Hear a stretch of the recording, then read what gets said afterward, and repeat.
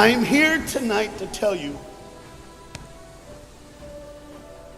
about a father who loved his son and a son who loved his dad.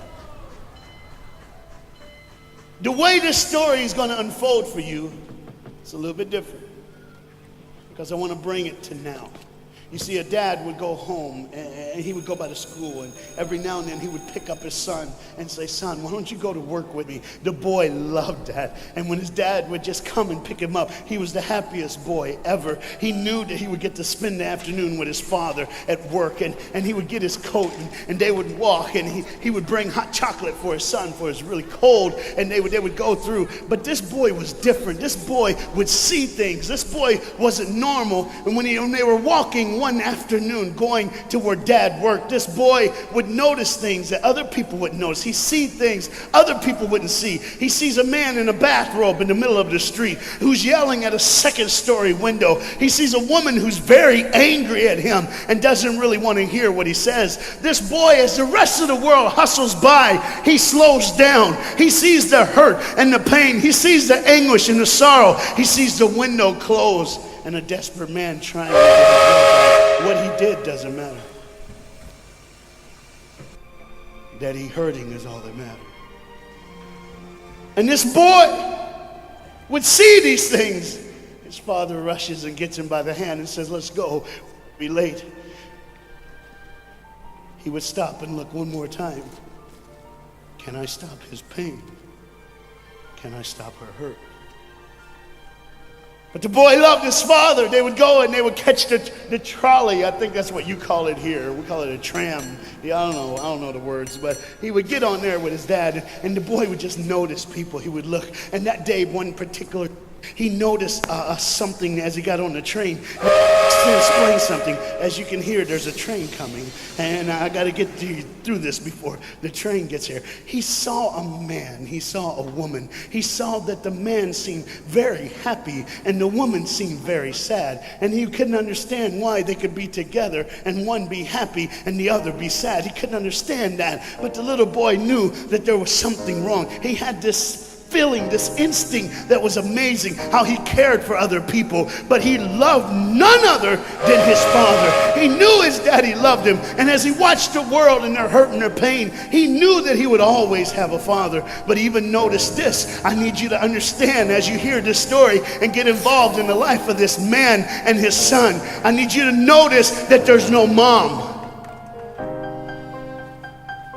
As they walked through the woods, the boy would say to his father, "Dad, what will I do when I grow up?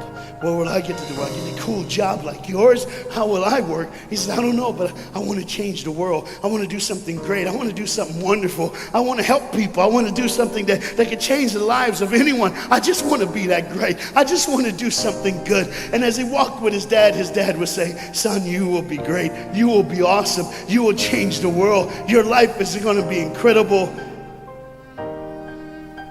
There was a train coming.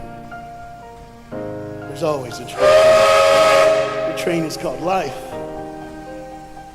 We're all on the train of life, just riding. Whether we realize the truth or not, whether we realize what's happening or not, we're all on that same train tonight. Only God has saw it fit for us to be in the same room, in the same car, for such a time as this.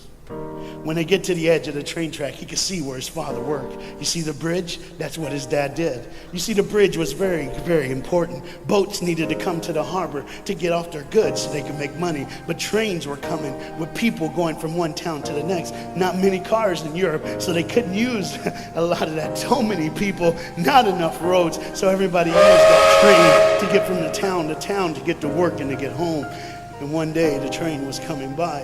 What you have to understand is that boy loved going to work with his dad. He would stay right by the river's edge, and he would do what he loved to do the most. Let me explain that. He loved to fish. Anybody like to fish here? Oh, all the guys go, The dad looks at his boy and he says, "Son, now remember the rules. You got to stay right here because I can see you from the window right here. Don't get out of the sight of this window because you got to stay there so I know you're safe. Get you something good to eat." But as you can hear, the train's coming. The father's job was cool. If I wasn't a preacher, I wouldn't mind doing that. Get to work. Get grease on you. Even if you didn't have to, you just squirt it on you like you feel like you did something. That's what I would do.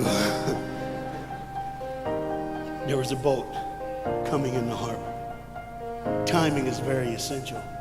I'll go ahead and give you the key. The key is this. There's always a light. Everybody say light. Say it again. One more time. There's a light that the train conductor needs to see. If that light is green, he can go. If it's red, he must stop. You see, God has given us road signs in our life that we must read. Lines that tell us to go and lines that tell us to stop. Whether we read those and believe them or not is up to us. That's why some of you have fallen and you cannot get up. But tonight, that's why I'm here. The boat needed to come through, so he called, and the man said, okay, I got time. It's a long time before the train should come. So he pulls the lever, as you just saw, and the big, huge steel bridge, the gears started turning. They started cranking the steam. All of a sudden, gears are moving, and that big, huge bridge is just starting to go up. As it rises higher and higher, he has to watch and make sure everything's set, everything's good, everything's fine. As he looks out the window, he can see everything, but the dad, being a good dad, keeps one eye on his work, but the other eye on his baby. One eye on the world, but the other eye on his children. You think God doesn't know where you are? He keeps one eye on his world and one eye on his child. No matter what you've done or where you've been, it's one eye on the world, but the other eye's on you. He's watched you and he's kept you. Even though your train is coming down the track, he understands that. And even though sometimes, I don't want to get ahead of myself. See the red light? He doesn't see it. So many times we don't see the red light. See, to just say the train was early. The boy can hear and see the steam. And he looks and says, Daddy, the train. Daddy, the train's early. Daddy, you got a daddy. Hey, Daddy, the train. Daddy, the train's coming. But the dad was looking at the gears, making sure he had enough oil, making sure there was enough steam to get the bridge back down for the train. And the boy knew one thing. Now listen, the boy knew that his dad one time showed him where the trigger was. It was a red lever. If he pulls it, the train bridge would collapse down fast and the train would be able to come across. All the boy knew was there were people on that train. There were people that needed to be saved. There were people that had, some of them just with their friends having a good time, like everything's fine. They did not know that the bridge was up. They did not know what was coming. They're just living their life like you and me, just going down the road, just being our own thing, doing our own thing. And the dad all of a sudden hears the train coming. He looks and then he said, oh, my son. He looks out and his boy's gone. He's like, oh my God, where's my son? Where's my son? He got to figure out. He looks back just in time to see his son trying to save the day. All he had to do was pull that lever. He reaches in to pull it, and the boy pulls too far, and he falls in the hole. Now it's on the father, and God the Father, did you hear me? God the Father has to make a choice. It's his now. Do I save my son, or do I save the world? But they don't even know. They don't even know. The greatest decision of his life.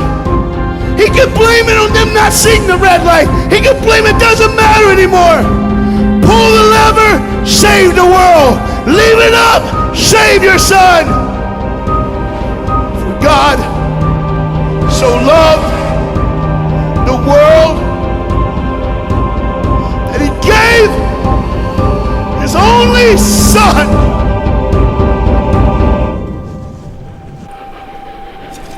Whosoever believes in him will not perish. 3, 2,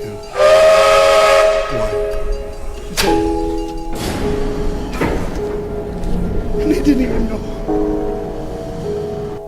They never would know. They didn't even know. The train goes by. It's fine. Everything's cool. The bridge is down. Just like always. It's always going to be down. Are you hearing me tonight? He gave his only son.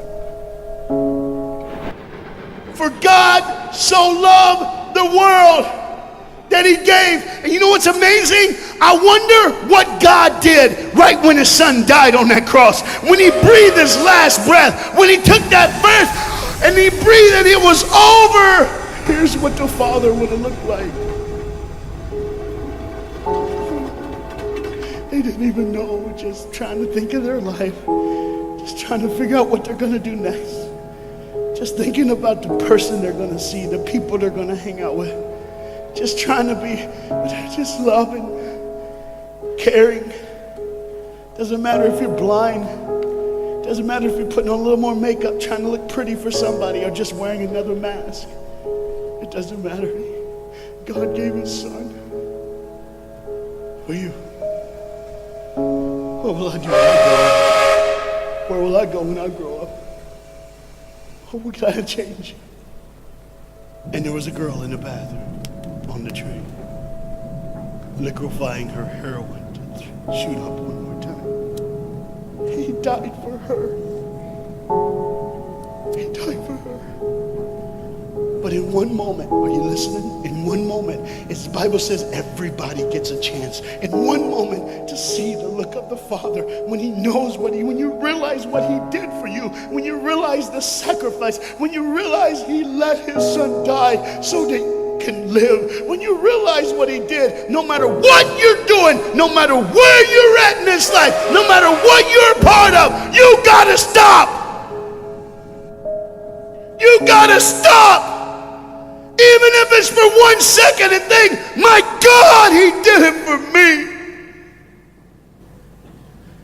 He did it for me. And I pray to God you drop what you're doing. Drop what you're doing. With all the pain and the hurt and the sorrow in the world, he did it for you. That's why you're so quiet. You see, the train's coming. The train's coming. Everybody has things. You have ways of I don't want to do that. I don't want to, but why do I keep doing it? Even Paul said, why do I do what my flesh tells me, and I do what I know is wrong, and I don't do what I know is right? You got to understand tonight, the fight is on, and we can win. We become more than conquerors through Jesus Christ. And I'm not preaching just for me. I'm preaching on behalf of you. But what you got to understand is there had to be a moment in those 3 days when Jesus died on a Friday and rose again on a Sunday. There had to be this moment. Go ahead, look at the screen. When it was just God and his baby and his son.